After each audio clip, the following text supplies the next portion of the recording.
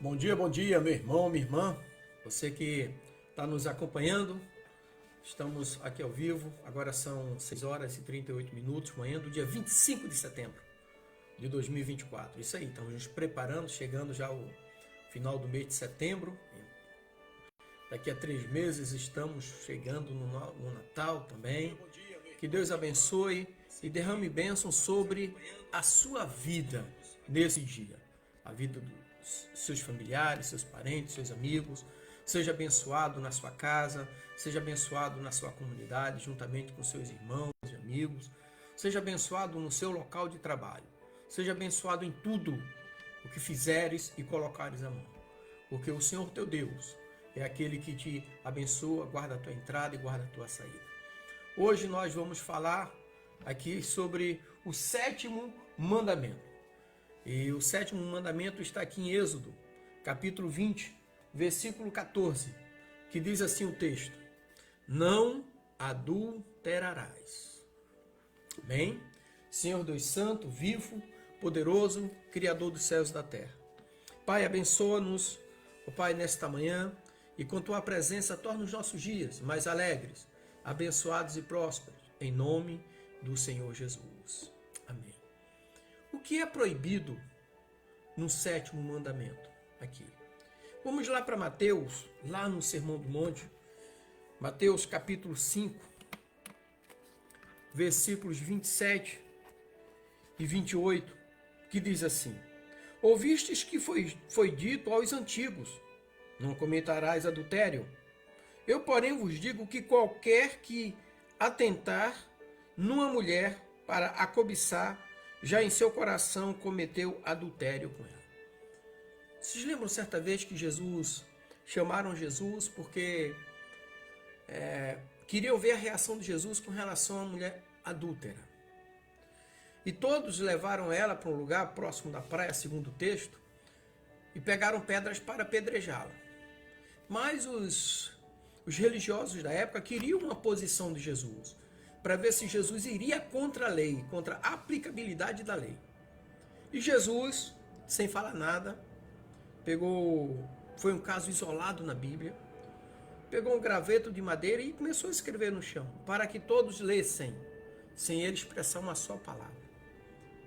Aquele que não tiver pecado, que atire a primeira pedra. Ao longo da história, os estudiosos se dividem quanto qual era a intenção de Jesus. Uns dizem que Jesus estava escrevendo na areia: se aquele não tiver cometido o pecado de adultério, atire a primeira pedra. Não simplesmente só cometer pecado, mas com relação àquele pecado. Porque não adulterarás não era só para a mulher, era para os homens também. Eram para todos. E quando Jesus falou aquele que intenta no coração já está praticando, eu imagino que Jesus foi diretamente na raiz do problema ali. Muitos que não tinham praticado fisicamente, mas intencionado no coração, receberam essa palavra. Então, foi assim que Jesus interpretou. Pecado através dos pensamentos, das palavras e das obras.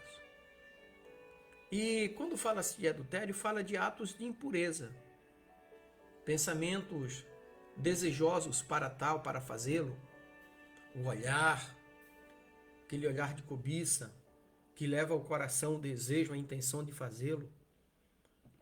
E, de acordo com Levítico, capítulo 20, Levítico 20, versículo 10 ao 14,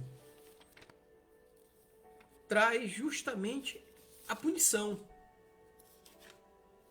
E a punição dizia o seguinte aqui na punição. Deixa eu abrir aqui para vocês. Êxodo 20, 10 ao 14 diz, abre aspas, e quando um homem tomar uma mulher e a sua mãe, maldade é. E ela e elas queimarão com fogo para que não haja maldade no meio de vós. Quando também um homem se deitar com um animal, certamente morrerá e matarás o animal. No versículo 10 vai bem direto. Também um homem que adulterar com a mulher do outro, havendo adulterado com a mulher do seu próximo, certamente morrerá. O adúltero e a adúltera.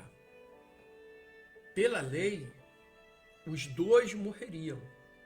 Porque sendo ele casado, teve um envolvimento com a mulher casada também. Então, para isso aqui, a lei apontava para a morte. Meu amigo, você já tem tua mulher. Mulher, você já tem o teu marido. Resumindo. Só que Jesus vai mais fundo no Novo Testamento. Aqui, se eles fossem pego Levítico, Jesus, ele diz, não, aquele que pecar, aquele que pensar, já pecou perante Deus. Ok? Havendo insatisfação em repudiar, Mateus 19, versículo 3 ao 8, ainda dentro do contexto, né? Diz assim: Então chegaram ao pé dele os fariseus, tentando e dizendo-lhe: é lícito ao homem repudiar sua mulher por qualquer motivo? Ele, porém, respondendo, disse-lhe: Não tendes lido que no princípio o Criador os fez macho e fêmea? E disse: Portanto, deixará o homem pai e mãe e se unirá à sua mulher, e serão dois numa só carne? Assim, não são mais dois, mas uma só carne. Portanto, o que Deus ajuntou, não separe o homem. E no versículo 7, disseram-lhe: Então, por que mandou Moisés dar-lhe carta de divórcio e repudiá-la? E disse-lhe ele: Moisés, por causa da dureza do vosso coração, vos permitiu repudiar vossa mulher. Mas ao princípio não foi assim. Por causa da dureza do coração, havia a repúdia. Dureza do coração é o quê? Falta de amor, falta de compreensão, falta de carinho. Então, existem coisas que nós precisamos ter primeiro na mente, no coração, e depois usar as palavras, usar os atos, atitudes. Então, o que Jesus disse? Mateus 19, 9. Eu vos digo, porém, que qualquer que repudiar sua mulher, não sendo por causa da prostituição, e casar com outra, comete adultério. E o que casar com a repudiada também comete adultério. Sabe? Então é agir conforme a palavra nos instrui. Agir conforme Deus nos recomenda. E existem resultados e bênçãos. Quem pratica tais torpezas? Quem pratica isso aqui? Lá em Efésios, Paulo escrevendo a igreja de Éfeso, diz os que não são santos. Efésios 5, 3 e 4, os que não são santos são os que praticam isso aí. Gálatas 5,19 diz que os que são da carne, que praticam isso aqui. E Gálatas capítulo 5,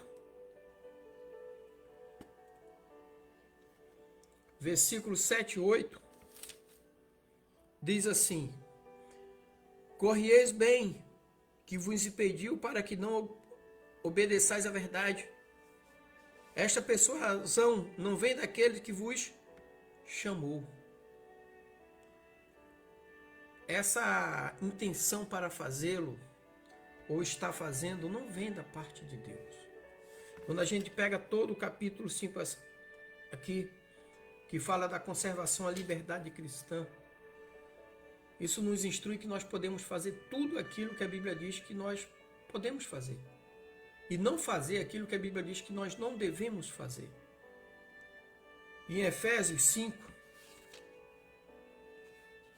11 e 12, diz assim: E não comuniqueis com as obras infrutuosas das trevas, mas antes condenai-as, porque o que eles fazem em oculto, até dizê-lo, é torpe. Até em falar aquilo que é feito às escondidas, é mal, é torpe. Agora, e o nosso dever? Como que seria? Aqui em Filipenses, capítulo 4, versículo 8 diz assim: quanto aos mais, irmãos, tudo que é verdadeiro, tudo que é honesto, tudo que é justo, tudo que é puro, tudo que é amável, tudo que é de boa fama, se há alguma virtude, se há algum louvor, nisso pensai. O que significa isso? Pensar nas coisas boas, viver as coisas boas. Um bom exemplo, nós temos José, lá no Egito. Quando nós lemos ali todo o capítulo 39 do Gênesis, uma história linda. Capítulo 39, ele está ali no Egito, já no Egito. Toda a história de José vocês conhecem. Por ciúme, seus irmãos espancaram ele, jogaram numa cisterna, depois venderam como escravo. Ele entrou como escravo no Egito.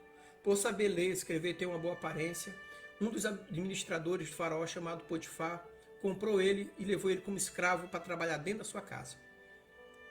A mulher de Potifar o cobiçou, mas José era um menino, um jovem temente a Deus. Ele preferiu ir para o cárcere do que cometer o pecado do adultério. A mulher de Potifar ia adulterar com ele, porque ela era casada, mas ele não quis a prática do adultério com a mulher casada.